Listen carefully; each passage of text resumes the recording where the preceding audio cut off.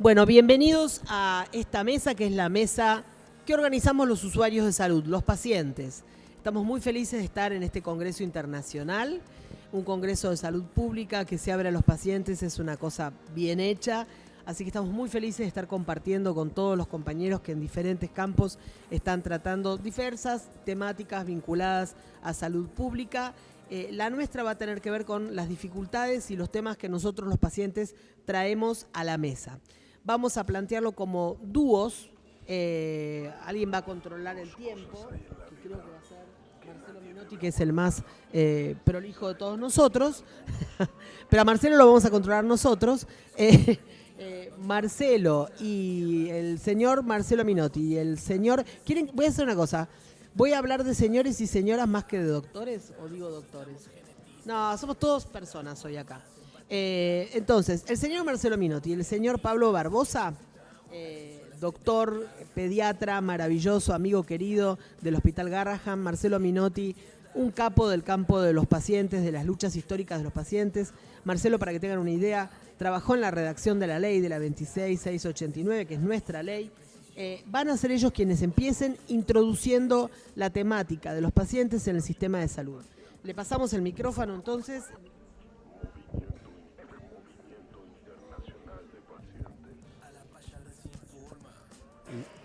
Y empezamos con el cronómetro. Ahí empezamos a cronometrar. Buenos días a todos y todas. Un gusto que estén acá. Y bueno, me toca arrancar para hablar un poco de enfermedades raras. Como ya me presentó Flor, no voy a hablar ni de mi currículum ni de quién soy. Y nosotros estamos acá porque varios tenemos puntos en común. A varios nos atravesó el dolor, nos atravesó la pérdida.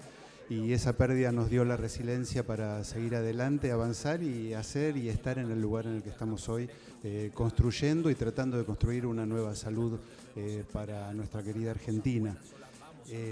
La reflexión de hoy es sobre el derecho a la salud y lo que es la influencia de las enfermedades poco frecuentes en la salud pública. Esta está modificando el paradigma médico-asistencial. En primer lugar, el diagnóstico de las enfermedades poco frecuentes suele ser complicado debido al desconocimiento y a su rareza, a los síntomas muy variados, y esto retrasa el tiempo al diagnóstico, retrasa el tiempo hasta que el paciente empieza a tomar una medicación, con lo cual su calidad de vida se deteriora, no va siendo la misma, y además estas enfermedades en general son degenerativas y son potencialmente mortales, y tanto pacientes como familiares entran en un círculo que muchas veces es difícil de salir y de encontrar una solución de acceso y de respuesta desde el propio sistema de salud en general. Le paso la palabra al doctor a ver qué opina al respecto.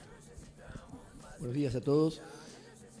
Sí, como dijo Marcelo, las enfermedades poco frecuentes tiene que ver con precisamente la frecuencia, ¿no? Rare disease es una palabra quizás no adecuada, pero tiene que ver con aquellas enfermedades que tienen una frecuencia menor a 1 en 2000 personas, que en su conjunto es una gran cantidad de enfermedades. Yo siempre digo, hay mucho más enfermedades poco frecuentes que enfermedades frecuentes.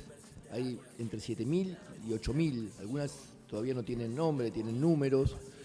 El desarrollo de la genómica y todos los estudios génicos va a permitir que muchas enfermedades se vuelvan a revisar sus diagnósticos, pero para eso también es importante que haya médicos que nos tratemos de abocar a las enfermedades poco frecuentes. Yo soy un pediatra general, siempre aclaro lo mismo, que por una cuestión de la ubicación hospitalaria me tocó ver muchas enfermedades durante mucho tiempo y bueno, a partir del avance que han tenido las enfermedades poco frecuentes, yo trato de hacer diagnósticos clínicos para que los estudios génicos fueran más orientados, no tiro de escopeta, pero igualmente el desarrollo genético se está demostrando que enfermedades aparentemente con el mismo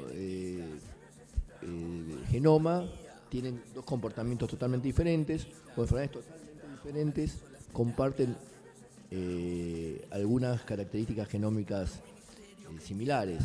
Entonces esto también es un desafío para los pediatras y para los médicos clínicos. Yo digo pediatra porque la mayoría de las enfermedades poco frecuentes se empieza a despertar en la infancia, ¿no?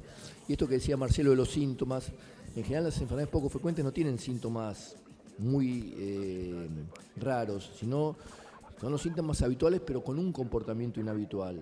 Gravedad, morbimortalidad, discapacidad, insuficiencia de aparatos o sistemas, eczemas rebeldes. Hay los mismos síntomas que cualquier enfermedad, pero de una forma de presentación inhabitual. Entonces tenemos que estar especialmente avisados para tratar de sospecharlas por lo menos, porque hay una odisea diagnóstica en esto que lleva mucho tiempo, hay países que se llevan 30 años para diagnosticar una enfermedad poco frecuente, y como dijo Marcelo, cada vez el avance médico está haciendo que muchas tengan tratamiento, pero ese tratamiento tiene que hacerse en tiempo y forma, y a costos pagables por los estados que lo tienen que hacer. Bueno, corto entonces.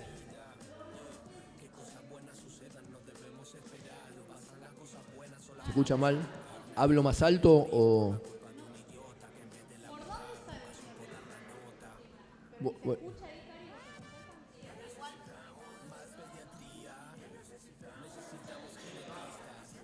La lucha no. Bueno, hablo... No, hablo... Bueno, sí. Bueno, sí, me parece bien. Sí.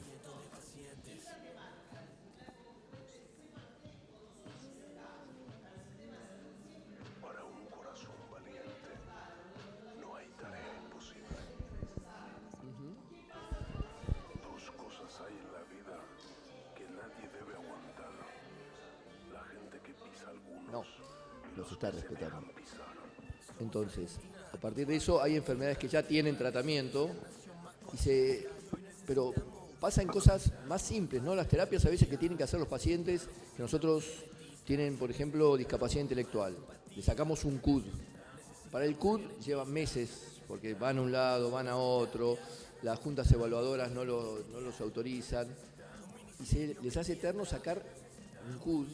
Imagínense las terapias, los turnos de terapia, no hay psicopedagogos, ni terapistas ocupacionales, ni fonoaudiólogos con orientación neurolingüística, ni psicomotricistas, ni kinesiólogos capacitados para toda la cantidad de gente que tiene discapacidades intelectuales, físicas o enfermedades degenerativas, como contaba Marcelo, que lamentablemente terminan con cuidados compasivos, ¿no?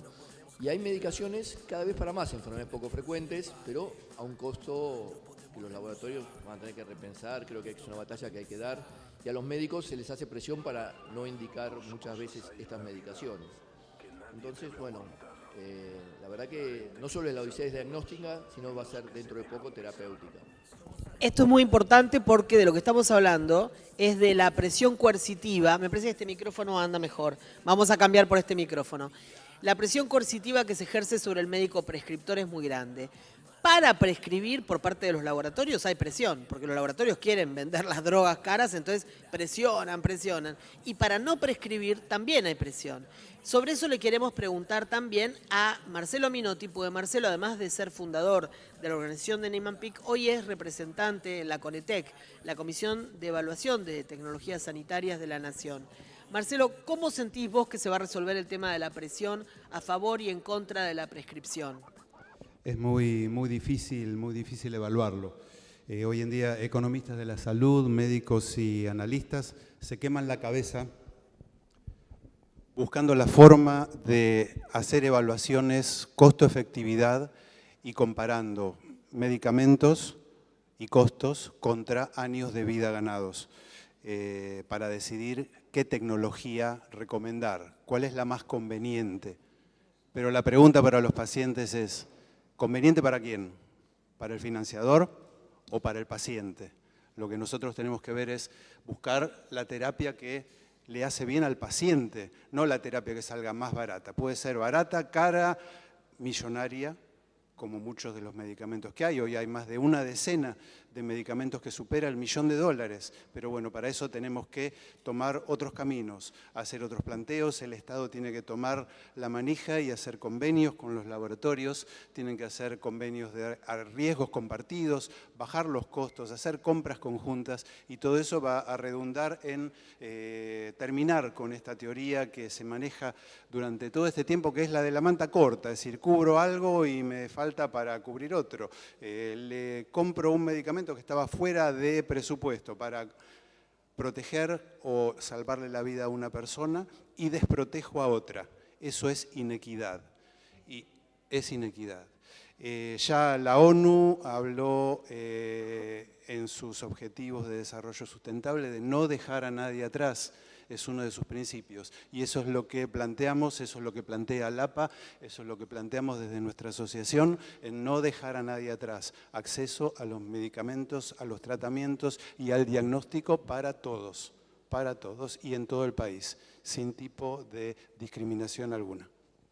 De hecho, hay una cuestión que es seria, que es que, ¿qué va a pasar cuando hay en ensayos clínicos, o sea, en las gateras por salir a la venta, hay alrededor de 5.000 terapias génicas? Estas son tratamientos que corrigen completamente patologías altamente discapacitantes.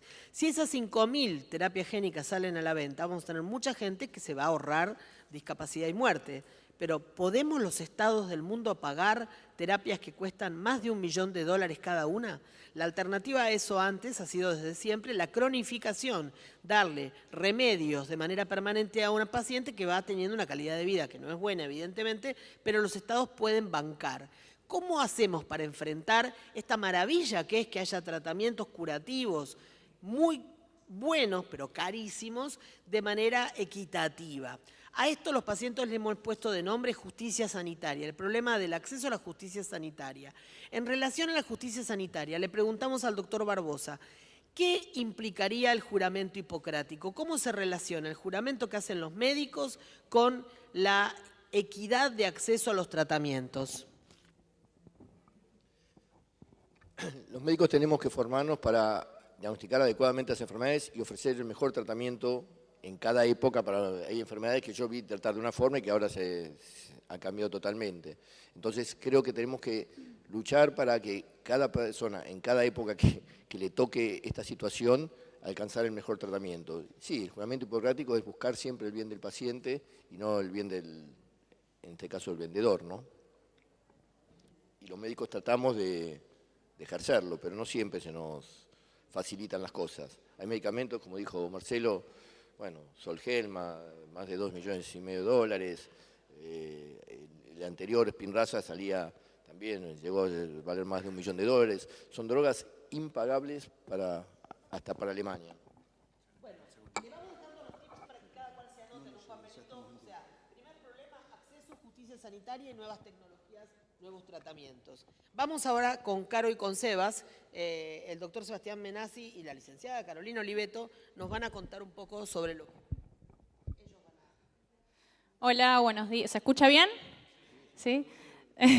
Bueno, yo soy psicóloga, pero hoy vengo a hablar en calidad de paciente. Soy paciente de una enfermedad poco frecuente, enfermedad de Stargardt. Y teniendo en cuenta que estamos en el Congreso de Salud Pública, nos parece de mucha relevancia plantear que ALAPA este año decidió que tengamos un lema que sea derecho al diagnóstico de precisión. ¿Por qué tenemos este lema? Porque justamente al día de hoy en nuestro país las únicas personas que tienen acceso a los diagnósticos moleculares, a los diagnósticos de precisión, son aquellas personas que tienen alguna sospecha diagnóstica de una patología que tiene tratamiento para su enfermedad. Entonces, teniendo en cuenta que más o menos hay entre 6.000 y 8.000 enfermedades poco frecuentes y solo casi el 10% tiene un tratamiento, llegamos a la conclusión de que las únicas personas que tienen acceso a la posibilidad de hacerse una secuenciación genética y buscar su diagnóstico son aquellos que se sospecha que tienen una enfermedad que tiene un tratamiento disponible, pero todo el resto de las patologías no tienen la posibilidad de hacerse esa secuenciación genética. ¿Qué implica tener un diagnóstico de precisión. Por un lado, nos fortalece para saber qué es lo que tenemos. Tenemos el nombre y apellido de nuestro diagnóstico, nos da identidad, ¿no? Es parte de nuestra identidad saber qué tenemos, qué nos pasa. ¿Por qué es importante? Porque por un lado nos agrupa en un grupo de pertenencia a tener esa patología. Por ejemplo, yo cuando tuve mi diagnóstico de precisión, mi diagnóstico de enfermedad de Stargardt, tengo la pertenencia a un grupo de pacientes que tenemos determinadas situaciones que no van a tener otros pacientes con una patología de retina. Entonces, tenemos el derecho a pensar en un pronóstico también. Cuando uno tiene su diagnóstico de precisión, tiene la posibilidad de saber cómo va a evolucionar su enfermedad y justamente vamos a poder hacer una planificación familiar. Y tener diagnósticos de precisión, diagnósticos genéticos, nos da una información de, por ejemplo, saber cómo es el tipo de herencia de la enfermedad que tenemos. No es lo mismo tener una herencia recesiva, que los dos padres tienen las mutaciones y se necesitan dos mutaciones en la madre y el padre para recibir esa enfermedad, que una herencia dominante, o es una mutación nueva que aparece en la familia. Toda esa información es necesaria para la familia que recibe ese diagnóstico y para la planificación familiar del paciente que también recibe el diagnóstico de precisión. Frecuentes, el 80% son enfermedades de origen genético, enfermedades que antes no tenían abordaje. Pero cuando Carolina está diciendo que solamente los que tienen diagnóstico que tienen un tratamiento posible acceden al diagnóstico, ¿a qué se refiere? ¿Por qué es que pueden tener el diagnóstico las enfermedades que tienen tratamiento? A ver si lo pensamos, desnudemos la situación. Porque los laboratorios los pagan, porque los diagnósticos son carísimos. Y la única forma, hasta ahora son carísimos, la idea es que no lo sean, pueden no serlo si la cosa se hace bien, cuando el laboratorio tiene una droga que cura una determinada enfermedad, dice, a ver, fulanito parece que tiene la enfermedad, yo le banco el diagnóstico. Y esos son los poquísimos afortunados que tienen un diagnóstico de precisión. ¿Se entiende eso? Si la enfermedad es una enfermedad que no tiene tratamiento, y bueno, quédate con eso, quédate en la nebulosa. Perdón, Caro, interrumpí para explicar eso. Hola, hola. Sí, se escucha. Sí, funciona, sí. Bueno, entonces, como decía Flor, justamente hay una inequidad ahí, ¿no? El paciente que accede a su diagnóstico es aquel que tiene, que hay un tratamiento posible para su enfermedad.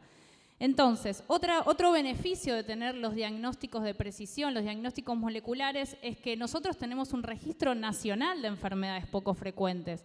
O sea, estas enfermedades se registran a nivel nacional y se puede hacer epidemiología local. Ahora, si no tenemos los diagnósticos, no hay chance de que podamos hacer esa epidemiología local. Entonces, una de las cosas que estamos pidiendo como comunidad de pacientes con este tipo de enfermedades es que las enfermedades sean de notificación obligatoria, porque hoy en día, cuando se recibe un diagnóstico de una enfermedad poco frecuente, queda librada a la buena voluntad del médico, que ya tiene un montón de situaciones para resolver, también registrar en el Registro Nacional de Enfermedades Poco Frecuentes. Entonces, si fuera de notificación obligatoria, nos da la posibilidad de hacer epidemiología local, de saber en dónde están ubicados los pacientes y, por ejemplo, pensar en compras consolidadas para hacer la proyección de la compra de los medicamentos de este tipo de pacientes para este tipo de enfermedades.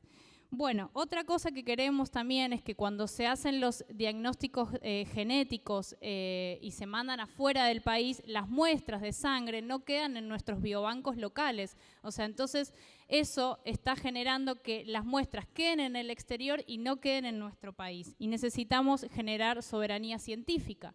Entonces, esa es otra situación por la cual estamos exigiendo y pidiendo en este Congreso de Salud Pública los diagnósticos moleculares. Y voy a pasar la palabra porque necesita circular. Vos presentate, Sebas, porque yo me olvidé de pedirles a todos que se presentaran, Dale. que fue una burrada mía. Y sepan que cuanto antes pasemos a la parte de poder charlar todos juntos, genial, porque la idea es que podamos hacer una mesa de trabajo. Como habrán notado, lo nuestro es prácticamente un manifiesto.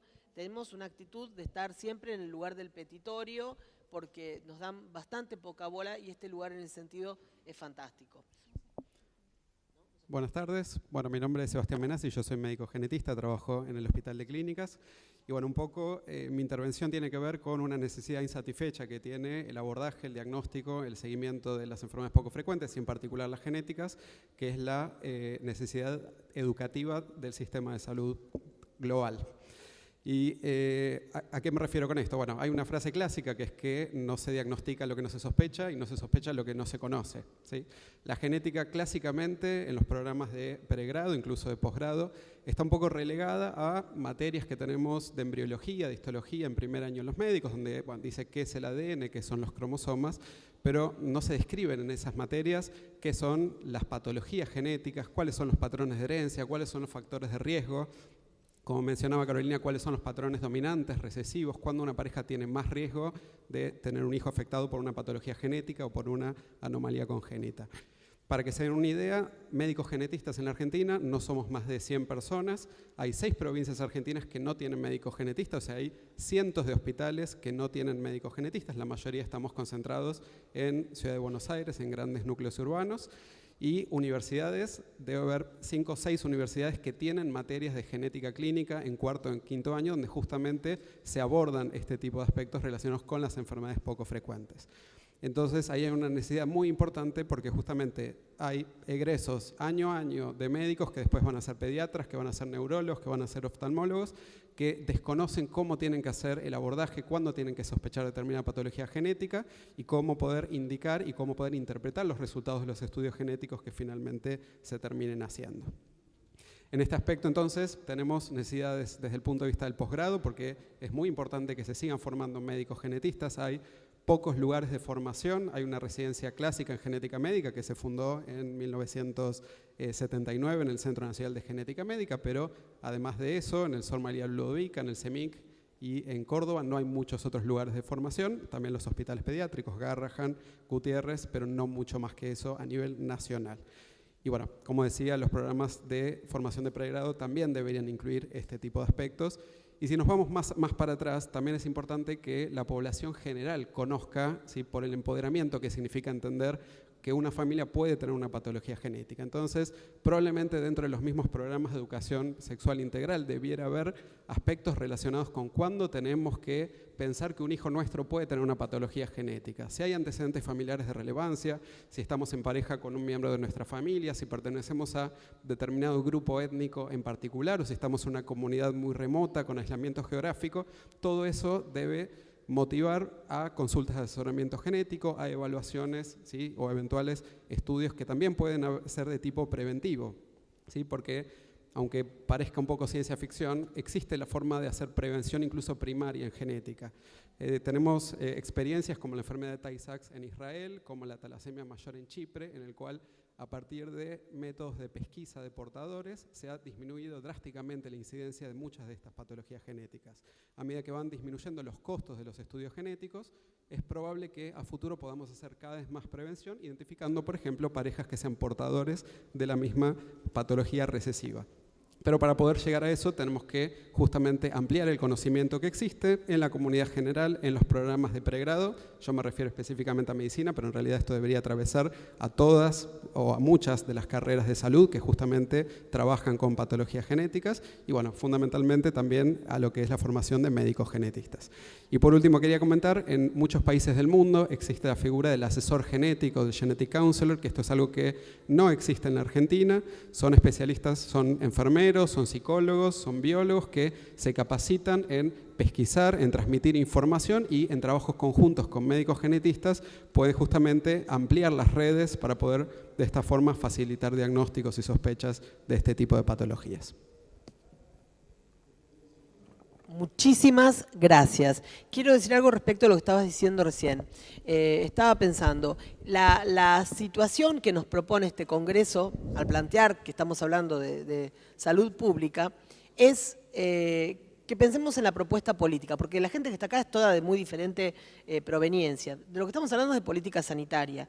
Nosotros lo que queremos es que haya una política sanitaria que contemple la enfermedad genética, que contemple las enfermedades raras, poco frecuentes, poco prevalentes, y también las enfermedades crónicas, que tienen específicas necesidades. En relación a eso, vamos a contar ahora un caso exitoso de trabajo, de empoderamiento de una paciente, que es la señora Natalia Torres. ¿Dónde estás? ¿Por acá? ¿No está Nati? Ay, no te... Yo estoy chicata, pero ella es chiquita. Nati Torres y Javier Santos tienen algo para contar respecto a una exitosísima experiencia de empoderamiento y de trabajo en equipo. Adelante, por favor, preséntense. Hola, ¿qué tal? Buenas tardes, buenos días, buenas tardes. Bueno, mi nombre es Natalia Torres, mamá de Jazmín. Jazmín hoy está arriba, tiene 16 años, falleció debido a una enfermedad mitocondrial, un síndrome de MELAS. También está dentro de las llamadas enfermedades poco frecuentes, porque no tienen cura, porque son progresivas, porque son degenerativas.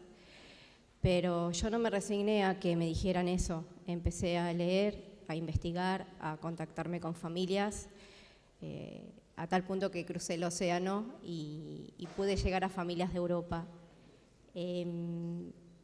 Gracias a ALAPA, también acá en Argentina buscando organizaciones, ¿no? Acompañamiento, porque uno lo que busca es acompañamiento, ¿no? Más que nada busca ese abrazo, ¿no? de consuelo.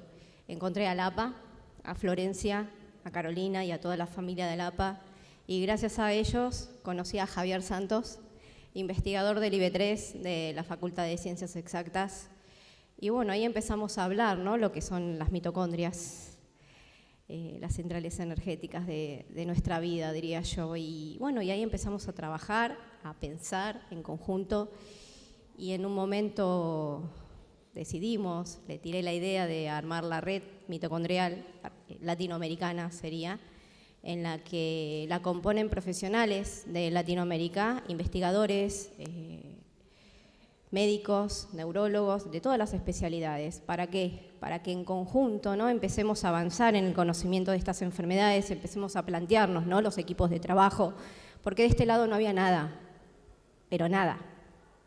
Solamente un ensayo, no un ensayo, sino una investigación científica del año 2013, pero no decían nada sobre los avances en investigaciones de estas enfermedades. Así que bueno, ahí planteamos con Javier empezar a unirnos, ¿no? Con estos investigadores, a tal punto que hoy Argentina, Chile, España y Uruguay prácticamente estamos avanzando en lo que son el conocimiento y la investigación de estas enfermedades para unirnos a esos investigadores de Europa. Creo que hoy mi luz y mi fuerza es Jazmín, pero mi objetivo es la cura. Pero en el mientras, darle a estas familias, ¿no? Esa calidad de vida que necesitan para sus hijos. Yo lo que necesité es ese abrazo para decirme, Nati, vos podés, por más que no tenga cura, le podés dar calidad de vida a tu hija, hasta el último minuto. Eso hice. Y eso quiero que todas las familias aprendan a hacer, que no necesitamos un título para dar calidad de vida, necesitamos amor, humanidad. Gracias.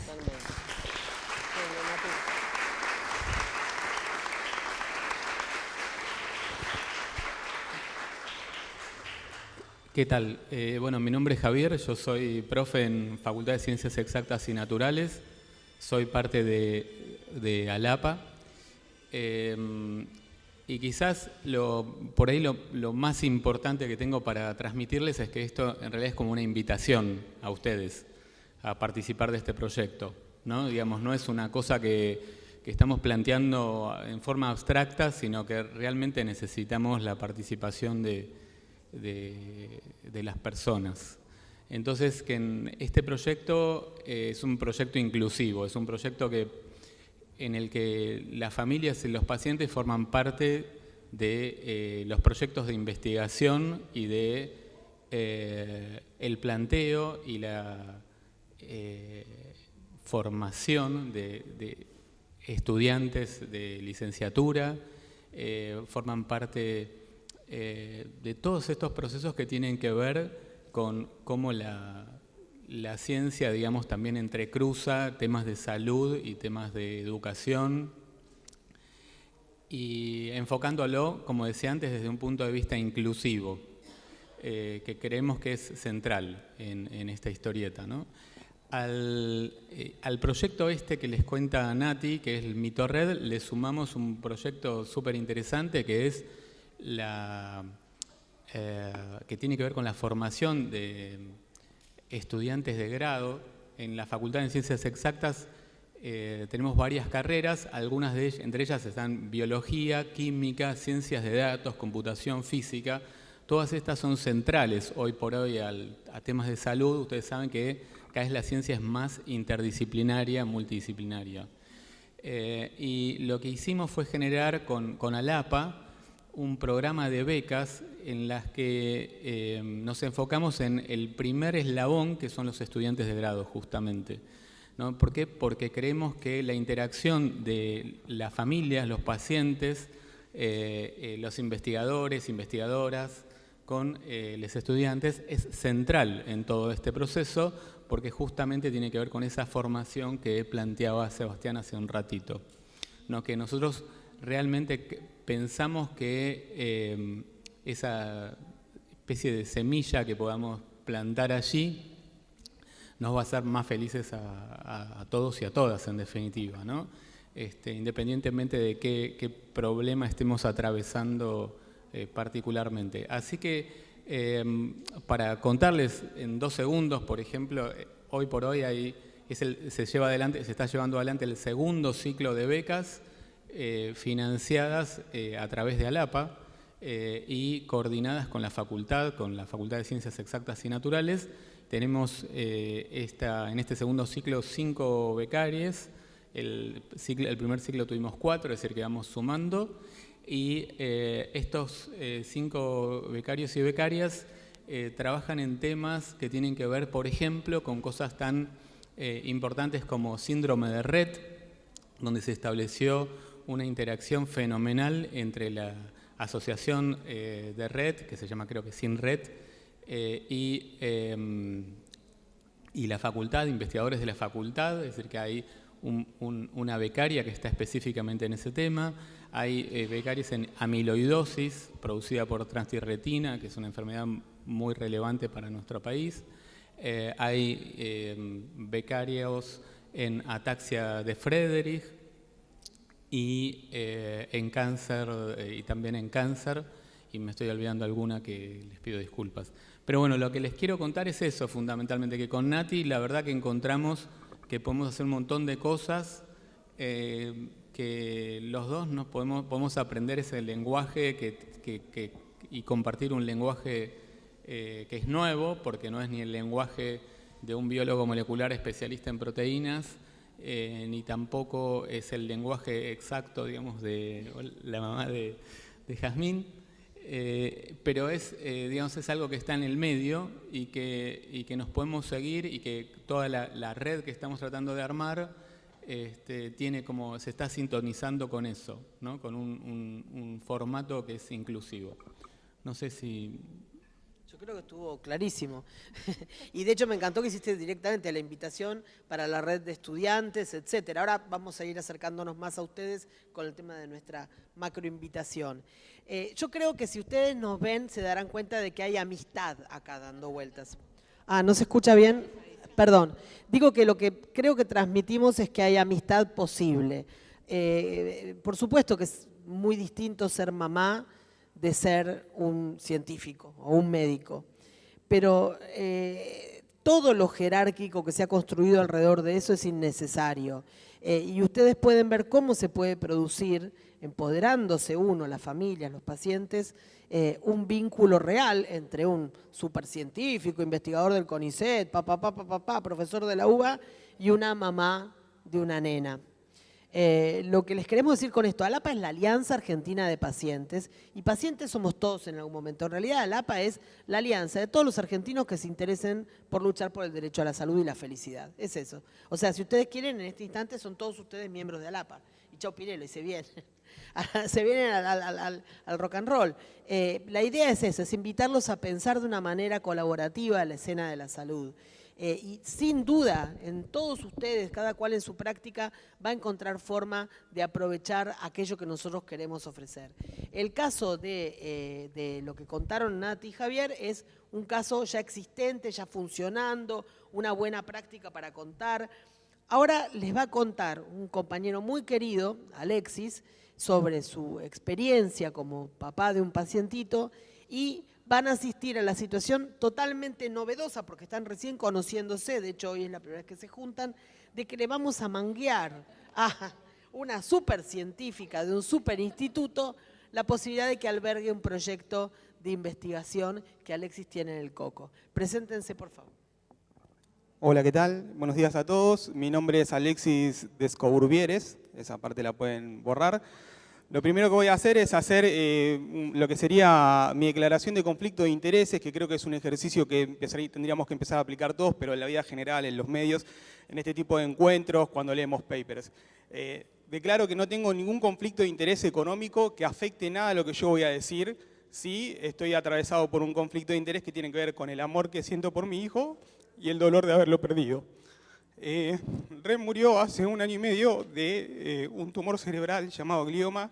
Es una enfermedad frecuente, el cáncer en los niños es una enfermedad frecuente, y si sigue avanzando el diagnóstico de precisión y los análisis genéticos, vamos a encontrar prácticamente que casi cualquier enfermedad y casi cualquier cáncer va a terminar siendo una enfermedad frecuente, porque vamos a tener una enfermedad por persona, prácticamente, porque está todo relacionado con nuestros genes.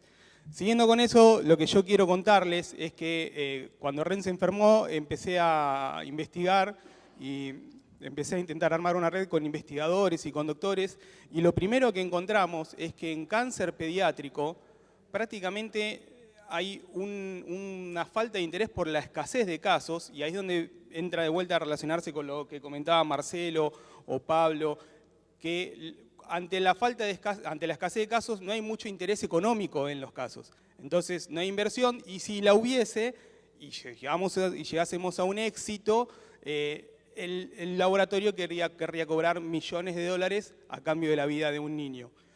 Otra vez retrocedo. Cuando digo cáncer, pueden tachar la palabra y poner cualquier otra enfermedad poco frecuente en ese lugar que aplique a cualquier niño que se enferma de estas enfermedades discapacitantes, mortales, deformantes, pónganle el nombre que quieran.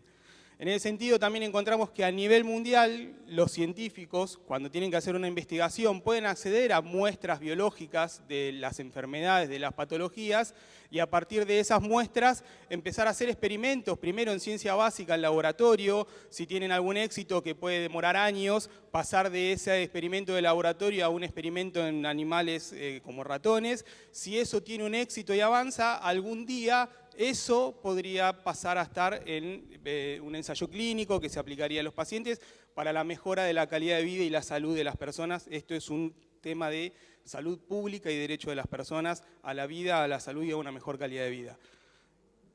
Haciendo ese recorrido, detectamos que en el caso de los cánceres pediátricos no hay esos cultivos celulares, esas muestras en las cuales los científicos puedan hacer esos experimentos. Por protocolo se hace un experimento en una muestra de adulto, se llega a un cierto éxito, que puede ser no la cura, pero 5 años, 4 años más de vida, y se le aplica un porcentaje X de esa droga al niño, un 10, un 20%, por el simple hecho de ser niño. ¿Qué resultado tenemos? Cuando una droga da 5 años de sobrevida a un adulto, a un niño le da 6 meses de vida. Eso no sé si es un éxito. Y de todos modos todavía estamos hablando de una droga que no cura, que simplemente extiende la vida un tiempo más del esperado en el adulto de unos 4 o 5 años, supongamos. Entonces, ¿qué necesitamos y qué es lo que encontramos? Acá hablamos de acceso a droga, desarrollo científico soberano, y en ese sentido lo que necesitamos, acá tenemos un sistema nacional de ciencia basado en el Ministerio de Ciencia y Tecnología del CONICET, que es sustentado por el Estado. Tenemos una cuestión gloriosa a nivel del sistema argentino, en el cual los científicos necesitan poder acceder a las muestras de los pacientes, ya sea por donación de autopsia o ya sea por el consentimiento de la familia o del paciente, si el paciente es adulto, para realizar experimentos que algún día se puedan llevar a la población y mejore la calidad de vida de esa población. Porque hoy en día muchos de estos científicos están pidiendo por favor en una veterinaria un tumor de perro para hacer un experimento con una molécula. Entonces no podemos avanzar si no generamos un biobanco de muestras patológicas de cualquier enfermedad. Particularmente a mí me moviliza el cáncer, pero de cualquier enfermedad, para que ese biobanco esté disponible en las condiciones que el científico necesite, para que el científico pueda empezar a hacer los experimentos necesarios para avanzar en cualquier tipo de terapia que nos pueda ayudar, insisto, a curar o a mejorar la calidad de vida o a mejorar las terapias existentes hoy en día, que muchas también dejan secuelas, en el caso de los cánceres, las quimioterapias, los rayos, todas dejan secuelas. Entonces, en ese sentido, también hay que avanzar para mejorar todo lo que tenemos en cartera y encontrar lo que nos falta. Insisto, tenemos el sistema científico nacional y tenemos un sistema de salud pública. Por eso creo que tiene que ver con una cuestión de soberanía, tiene que ver con una cuestión de acceso a medicamentos, por eso tiene que intervenir el Estado para que, como empecé hablando de conflicto de intereses, no haya un conflicto de laboratorios que son necesarios que inviertan cuando el Estado no puede invertir. Pero para que cuando algún día hagamos un desarrollo, no quede en el derecho privado a comercializar en conflicto con el derecho de una persona a vivir. Donde diga, yo tengo toda mi libertad de cobrarte todos los millones de dólares que yo quiero y si a vos no te alcanzan, vos te vas a morir. Y si los tenés, o le vas a reclamar y vas a judicializar una situación de salud al Estado, el Estado, que no está económicamente en la mejor de las condiciones, va a tener que pagar esa medicación y darte la voz gratis, pero en sacrificio de un montón de otras cosas que tendríamos que haber desarrollado directamente del Estado. Un laboratorio estatal, la ciencia estatal, la salud estatal. Y si quiere colaborar un privado, bueno, generamos las condiciones para que colabore y se lleve su ganancia. Eso es todo. Lo que quería decir, no es todo, tengo mucho más para decir, pero bueno, después hablamos.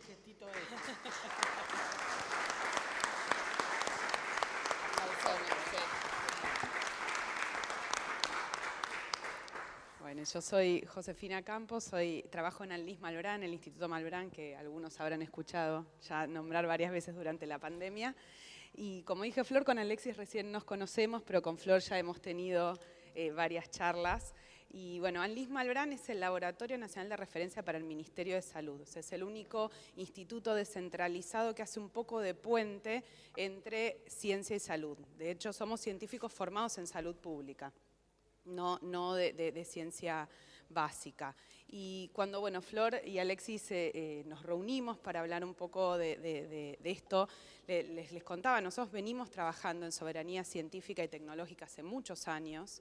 En el último tiempo se firmaron 2 disposiciones desde el Ministerio de Salud basadas en Anlis Malbrán, una de ellas que tiene que ver con la creación del biobanco para dar un poco respuesta a esta gran necesidad de tener muestras nacionales y que estén ubicadas acá, más cerca, bien que tengo vozarrón, pero puedo hablar más fuerte. Y por otro lado, la creación de la Red Nacional de Genómica y Bioinformática, que está a cargo en la unidad.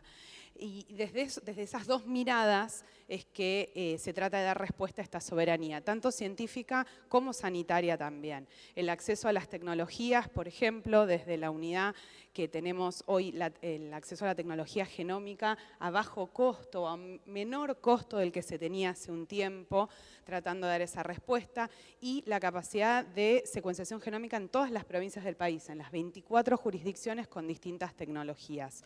No todas las tecnologías que están en todas las provincias responden a lo mismo, pero justamente a la idea de trabajar en red. Somos soberanos y federalizamos. Y entendiendo la federalización con esta conexión, donde no necesariamente podemos tener las altas tecnologías en todas las provincias, pues sería muy costoso y también innecesario, quedarían ociosas, pero sí tener la capacidad de conectarnos todos. Poder hacer ciertos diagnósticos en las provincias, ciertos diagnósticos a nivel central y una devolución total. También desde el lado educativo, de poder dar la parte de educación a las provincias en la interpretación de estos resultados y el acceso tecnológico no solo en la parte laboratorial, ¿sí? La parte de genómica tiene una parte muy grande de alto cómputo, entonces también dando una respuesta desde el lado de bioinformática para poder realmente hacer estos diagnósticos personalizados, pero también entendibles, digeribles y con una parte de accionalidad en cuanto a lo que se informa. Entonces, desde ese lado fue que nos conectamos con Alexis con la idea de poder dar respuesta. O sea, estamos acá para escuchar, para ver cómo desde Anlis Malbrán lo podemos lograr, aunque sea de a pequeñas partes. A veces entendemos el camino es largo, lleva tiempo, pero bueno, acá pudimos encontrar, por ejemplo, en una crisis como fue la pandemia, una respuesta y una posibilidad. Hoy nos abre una puerta. Tenemos una tecnología que antes de la pandemia no la teníamos accesible. Sí, un secuenciador de alta generación que antes no existía. Hoy es el único en el sistema público y era el único en el país hasta hace un año.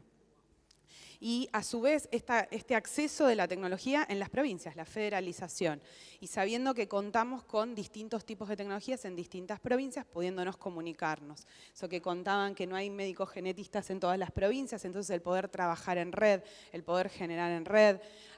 Incorporamos a la unidad genómica toda la parte de genética humana, que no la veníamos trabajando porque nos dedicamos más a la parte de enfermedades transmisibles, y siempre tratando de trabajar en contacto, no en contacto, somos parte del Ministerio de Salud, pero con epidemiología, con los grupos, con las distintas entidades del Ministerio donde podamos ofrecer y apoyar en este tipo de proyectos. Así que desde ese lugar acá estamos formando parte y tratando de dar alguna respuesta de alguna manera a algunos de los proyectos que podamos generar juntos.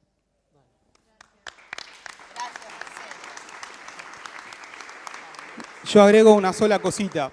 Respecto de la investigación científica, hemos juntado un grupo de científicos, muchas gracias Javi, porque se inicia a partir del contacto que nos hizo Javi con algunos científicos que trabajaban en cáncer, y ya están dispuestos y todo preparado para empezar a hacer estos estudios, estos cultivos celulares. Están los proyectos escribiéndose, redactándose, solo nos falta protocolizar y avanzar dentro de los ministerios y todo lo que haga falta desde la burocracia bien entendida estatal para empezar con un proyecto. Inclusive hay un acelerador de partículas en desarrollo en la Comisión Nacional de Energía Atómica, falta un poco de financiación, a partir de la cual con ese acelerador se podrían hacer nuevas terapias de rayo que pondrían a Argentina junto con la protonterapia del ROFO, más otras, en la cúspide de las terapias de rayos de todo el hemisferio sur del planeta. O sea, no habría otro país por debajo del Ecuador y varios del Ecuador que tengan ese conjunto de terapias para aplicarse en su territorio. En ese sentido, seríamos punta a nivel hemisférica respecto de ese tipo de terapias. Y eso está en el país y está vigente,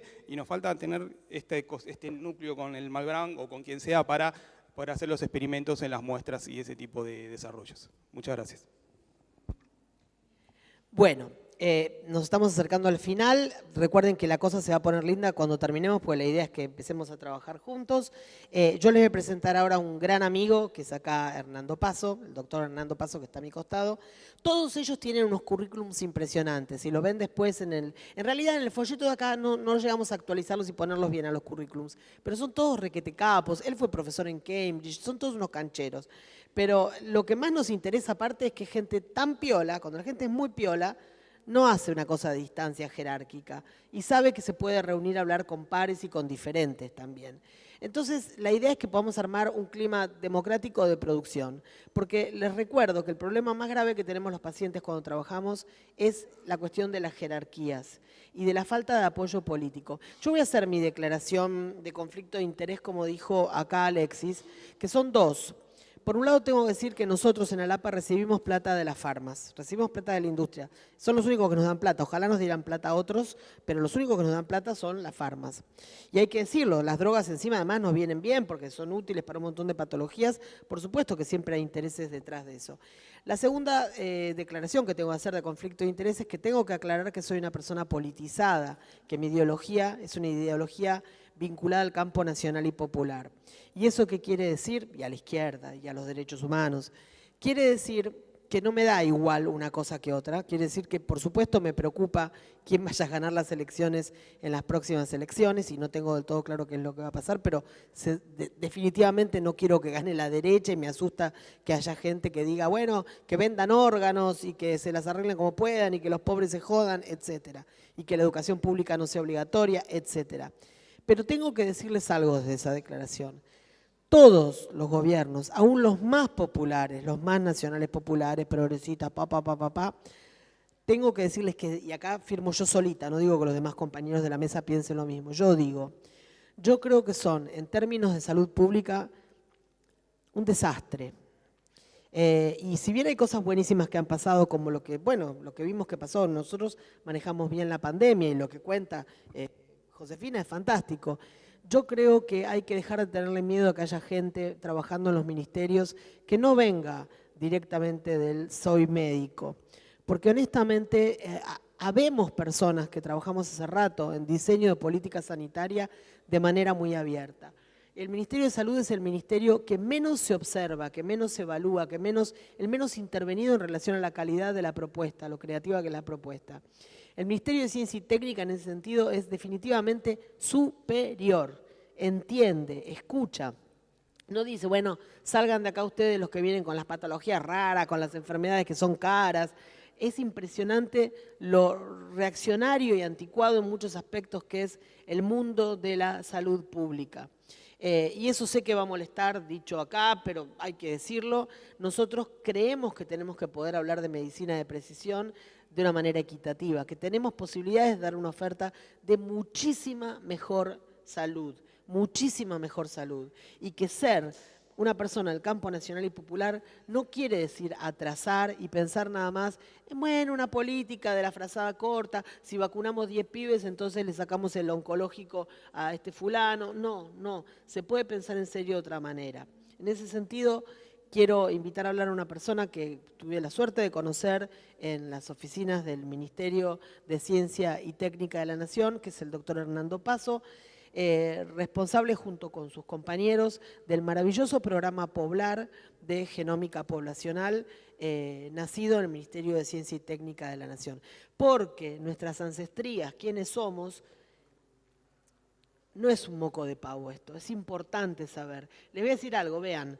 Hace unos años estaban buscando un donante de médula para un niñito y no encontraban en los centros internacionales. ¿Por qué no encontraban? Porque el chico era criollo, tenía sangre de los locales, de los aborígenes. Yo no sé cuántos de nosotros, yo tengo sangre tehuelche. Entonces, a la hora de buscar un trasplante, probablemente, si tienen que buscar una muy precisa identidad, ¿cómo se llama? Sí, la compatibilidad, quería buscar la palabra. Van a necesitar que sea esa investigación vinculada a los nuestros, a los propios, a los de acá, con nuestra loca mezcla personal. Entonces, en ese sentido, saber quiénes somos es fundamental, es una cuestión de soberanía política, aún de estrategia política. Entonces, sepan que al chico este le apareció un donante en Brasil, cuando en todo el mundo no aparecía, porque el pibe tenía sangre criolla.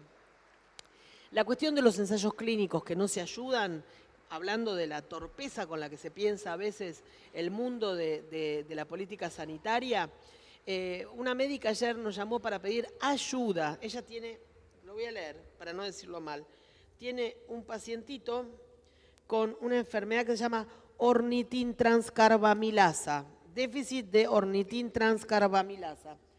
Sí. Exacto, es una enfermedad del ciclo de la urea, dice el doctor que es un capo y sabe todo siempre.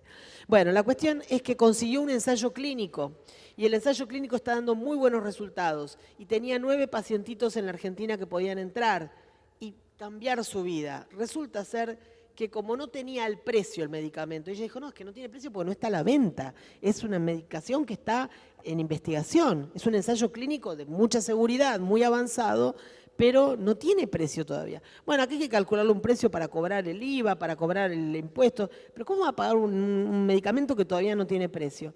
Entonces decidieron elegir un medicamento caro, el Spinraza, y dijeron, bueno, calculemos la mitad. Es un disparate eso. La cuestión es que el laboratorio se corrió para atrás y los 9 pacientitos que iban a recibir el tratamiento no lo van a recibir. Esto es grave y esto está pasando. Y eso muchas veces implica muerte. Entonces hay una figura de una palabra que creo que es común a toda la preocupación de la mesa, que es la mistanasia, que quiero que se la lleven puesta la palabra. Nosotros trabajamos tratando de prevenir la mistanasia. La mistanasia es la muerte por abandono de persona.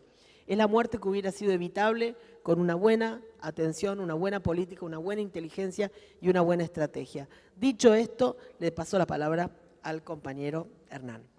Gracias, Flor. Buenos días o tardes a todos, todas. Bueno, para mí es un placer estar aquí en esta primera charla en Alapa, efectivamente. A ver, lo que voy a contar es poco, o sea, en relación a lo que los compañeros están hablando, las necesidades que hay, pero a pesar de ser poco, nos costó 10 años llegar a donde estamos. El Ministerio de Ciencia, 4 investigadores nos pusimos a pensar en la necesidad de tener un biobanco de muestras de referencia de los argentinos. Eso fue en el año 2014. En el 2023 estamos ya muy posiblemente en una semana o 2 lanzando el programa Poblar en las diferentes provincias del país, y cuya financiación empezó a realizarse en el año 2021. ¿La idea cuál es? Pues la idea es tener una referencia, es decir, conocernos a nivel genómico qué es lo que somos, cuáles son nuestras variantes. No es lo mismo tener un genoma de esta parte del mundo que tener un genoma de referencia que sea europeo o que sea del norte y en el cual básicamente todos los medicamentos, todos los ensayos clínicos se hacen en referencia a esa información.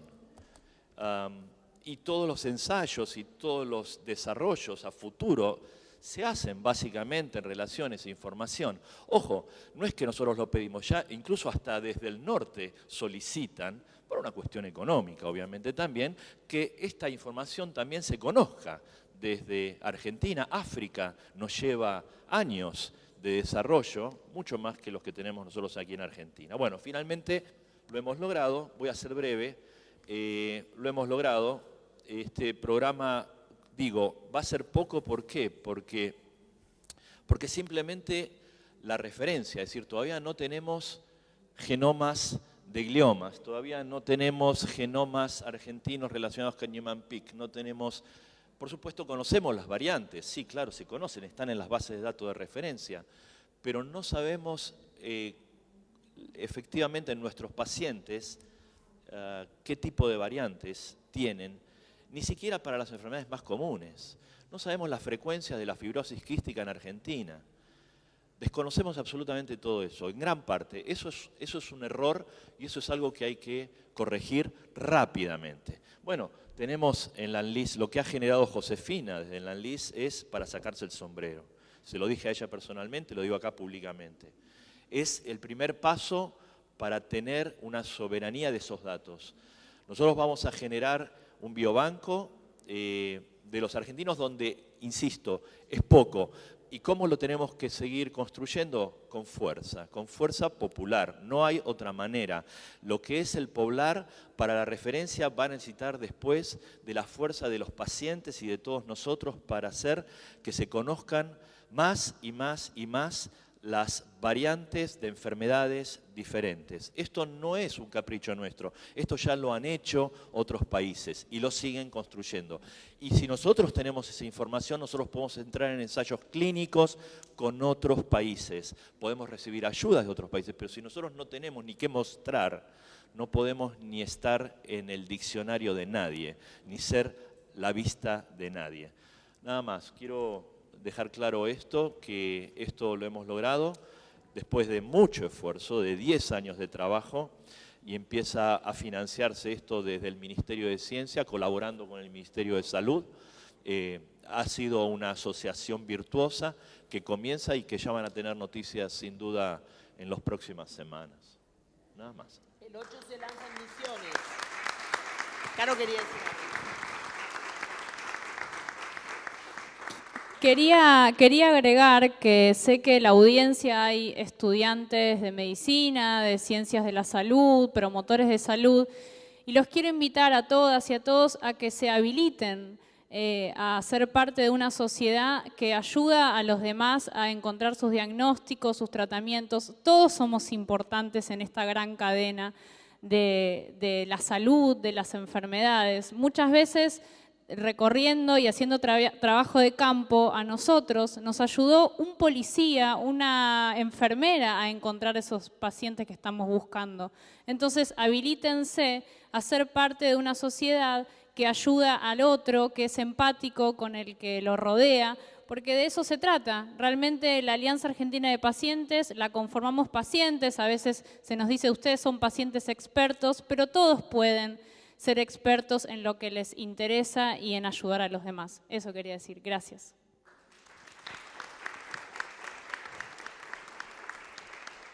Bueno, vamos a empezar entonces ahora con el intercambio.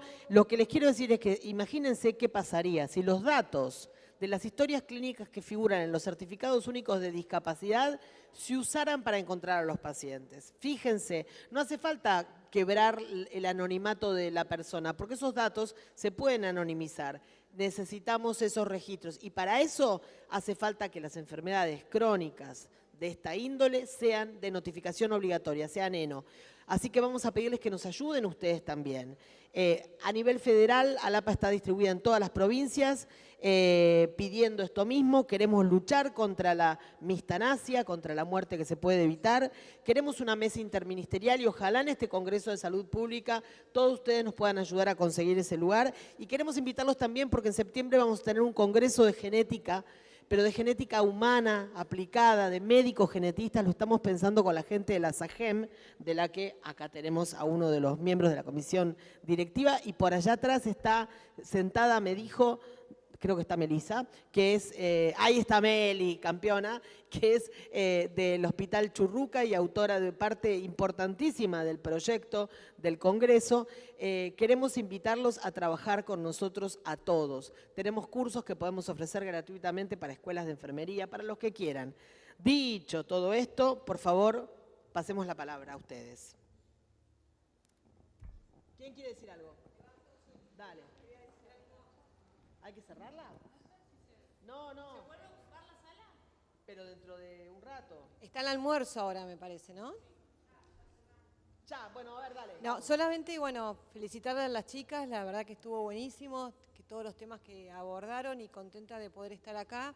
Y quería, digamos, tomé nota de dos cosas que dijeron, digamos, de la política sanitaria, que la propuesta de esta mesa es hacer una política sanitaria. Y es un tema que habló Benassi, que dijo de asesoría, de genética. Nosotros sabemos que no hay genetistas, entonces para ver cómo podemos enganchar de tener una profesión de un asesor genético, digamos, dentro de la sociedad, que los colegas médicos cedan un poco ese espacio para poder trabajar, me parece que es un tema que lo tenemos que trabajar. Y también cuando hablaron de justicia sanitaria, le hiciste una pregunta al colega y decir, bueno, ¿qué pasa cuando uno no tiene que prescribe? Y Barbosa dijo, bueno, yo prescribo y quiero que tenga el medicamento, pero después están los asesores, digamos, los auditores médicos, ¿no? Y son médicos que los que deciden con la Conetec que llegue o no en una obra social, son los que rechazan. Entonces me parece que también tenemos que invitar a estos colegas médicos que son los que después están nosotros luchando, que sabemos que está bien prescripto, pero es los que nos dan, cajonean la cosa. Así que bueno, eso solamente era un poquito de poder, digamos, sumar a las propuestas de este manifiesto de Florencia. Gracias. No sé si hay alguien más que quiera. Paso ahí. Hermano, bravo. No sé. Somos del Departamento de Revisión y Codificación del Hospital de Clínicas de la Dirección de Estadística y nuestro trabajo es compaginar y codificar las historias clínicas de internación. Somos técnicas administrativas, tenemos alguna otra formación, pero nuestro trabajo en el hospital es técnico-administrativo. Y muchas de estas enfermedades las codificamos para investigación. Se nos hace muy difícil difundir el tema de que los médicos vengan a investigar porque tienen a su servicio todo el trabajo que nosotros hacemos. La verdad que nos interesaría formar parte de ALAPA y dar... Y bueno, brindar lo que tenemos, toda esta información, todos estos datos que volcamos en un sistema informático y todos estos datos que tenemos para brindar.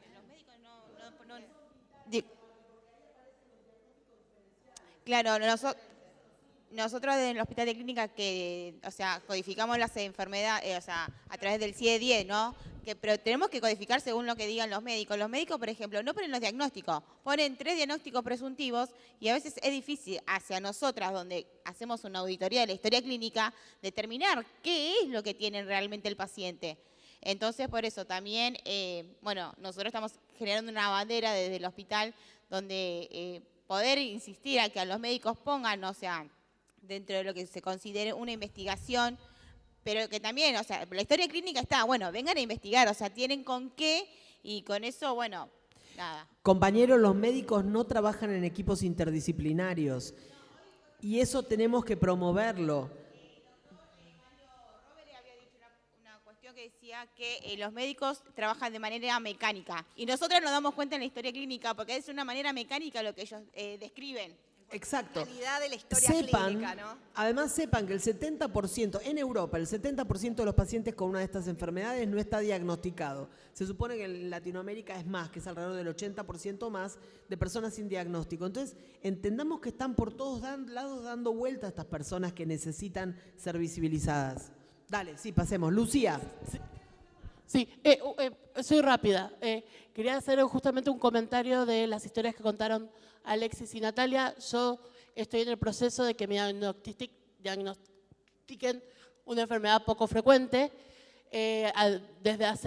Tengo 29 años, desde los 3 años que mi mamá fue la única que se dio cuenta que había algo mal conmigo y después negligencia médica tras negligencia médica, ahora terminé con bastón. Lo que quiero hacer referencia en realidad es, yo vengo de una familia que tiene el privilegio económico de contactos y de conocimientos. Mis papás son veterinarios, pero además mi mamá trabaja en discapacidad, mi hermana es trabajadora social y aún así llevo 9 años en el sistema médico esperando que me den una respuesta. Entonces, cuando tenga el diagnóstico, la sangre, lo que quieran, la tienen para el banco de datos enseguida. Pero segundo, también esta cuestión que como padres van a entender que yo soy de las privilegiadas que en menos de 10 años va a conseguir un diagnóstico. Porque tengo los contactos, porque tengo el acceso económico. Justamente tenemos que hayan hablado y traído a colación los privilegios, la falta de económica del Estado y además de conocimiento de las personas y del desinterés en buscar esta información. Algunas personas tenemos a la mano contactos, tenemos conocimientos, tenemos todo y somos los afortunados de solo tardar 10 años o afortunados de poder seguir acá con vida. Así que... Preciosa, te digo algo. Vos sabés que hoy... Perdón, es que te quiero ser rápida. Entonces, quiero decir que que me alegra que existan estos espacios. Sé que no es una pregunta y mi mamá y mi familia fueron los que me acompañaron más que nadie y afortunadamente puedo estar acá. Pero soy de los afortunados y soy de los que tardan 10 años. Esto no puede seguir así y justamente tener estos espacios... Perdón, tartamudeo y lo hace más difícil esto. Tranquila. Justamente tener estos espacios son necesarios para que la gente sea consciente y los profesionales sean conscientes que los privilegios van más allá de lo económico, que los privilegios van más allá del acceso, van también del conocimiento, de los contactos y de que los profesionales de salud estén dispuestos a escuchar a las familias. Y quiero agradecerles a Alexis y a Natalia porque lo que mejor me pasó fue que mi mamá está todos los días conmigo, acompañando cada momento difícil. Gracias a ustedes por seguir acompañando a su familia. Perdón, no sé que queda poco tiempo. Gracias. Pichona, yo te quiero decir que hoy tu entidad, que es paciente sin diagnóstico, está nomenclada. Orfanet hace poquito, hace menos de un mes, le puso un nombre, o sea, tenemos un código para el paciente sin diagnóstico. Y eso que a vos te pasa, de pensar cuando tenga un diagnóstico pongo el brazo, yo le decía recién acá a Hernán, no, hay que decir, ahora que no tenés diagnósticos que tenés que poner el brazo. Dale, al biobanco, totalmente, total. Por supuesto que sí, por supuesto que sí. Bueno, si no hay nadie más que quiera decir, sí, ay. Quiero decirles que la mesa nos pareció genial y estamos felices. Que no se quede nadie sin hablar. Total, nos vamos yendo caminando y seguimos hablando en el pasillo. Hola, buenas tardes a todos. Silvina Cotiñola, como siempre, Flor, Susana Jiménez, de las enfermedades poco frecuentes. Es la número 1, como dicen todos. Bueno, yo, además de ser una persona que padezco una enfermedad poco frecuente, retinosis pigmentaria es la mía, tengo baja visión en la actualidad, soy experta en discapacidad, pero desde el punto de vista legal. Y justamente quería hacer mi humilde aporte, porque seguramente es en la sala, además de mucha gente de la salud, hay gente Perdón, aclaremos. Seguramente todos la conocen. Ella es la doctora del programa Desde la Vida en la TV pública. Es una genia, abogada que sabe como nadie de nuestros temas. Hablamos un montón de todo esto y todos coincidimos que la única forma de que se llegue a la cobertura universal de salud para toda la población mundial es a través de la concientización, y la concientización se logra a través de la información. Y hablando un poquitito, dos cosas chiquititas de las que escuché, desde el año pasado en Argentina contamos con un régimen de protección integral para los niños con cáncer, que es un régimen, la ley 27.674, que complementa un montón de las cosas, no la solución desde el punto de vista médico, pero sí todo aquello de lo que se hablaba, que es la accesibilidad, la cercanía con los profesionales, con la contención familiar y demás. Eso por un lado. Y por el otro lado, cuando hablaban también de la cobertura de medicamentos huérfanos o de las queridas y beneméritas medicaciones que no tienen, por supuesto, todavía aprobación por nuestro organismo técnico en medicación, el ADMAT, sí tenemos un régimen de excepción, que es el régimen que se obtiene para aquellos medicamentos que están probados en los distintos lugares de orígenes con resultados favorables, con protocolos de medicación, pero que aún aquí están en una etapa o solicitando la habilitación y la inscripción en nuestro registro nacional, o bien, básicamente, teniendo éxito como protocolo de investigación. Se puede obtener, por un lado, la importación de la medicación, si hay obviamente elaboración aquí y dispensación en la Argentina también, y los efectores de salud. Cuando digo esto me refiero a las obras sociales, las prepagas, las obras sociales sindicales, las nacionales, las provinciales, todos aquellos que están obligados a dar cumplimiento al programa médico obligatorio van a tener que dar cumplimiento a la cobertura integral de los medicamentos por vía de excepción. Esto es algo que no se habla mucho, y justamente en este tipo de patologías como es las poco frecuentes, es donde más a veces existen este tipo de indicios que uno se agarra de cualquier hilito para seguir adelante hasta tanto los científicos nos encuentren la vuelta de tuerca y la enfermedad deje de ser enfermedad para pasar a ser una cronicidad de nuestra vida. Bueno, más o menos era lo que quería comentarles, nada más. Gracias. Muchísimas gracias. Perdón, yo les dejo mi celular para el que quiera sumarse a nosotros. Es fácil, es 11 22 66 3101. 11 22 66 3101. De la Ley Nacional de Oncopediatría todavía faltan adhesiones provinciales. Hay provincias donde todavía no se adhirieron, así que falta todavía la implementación de un montón de aspectos de esa ley.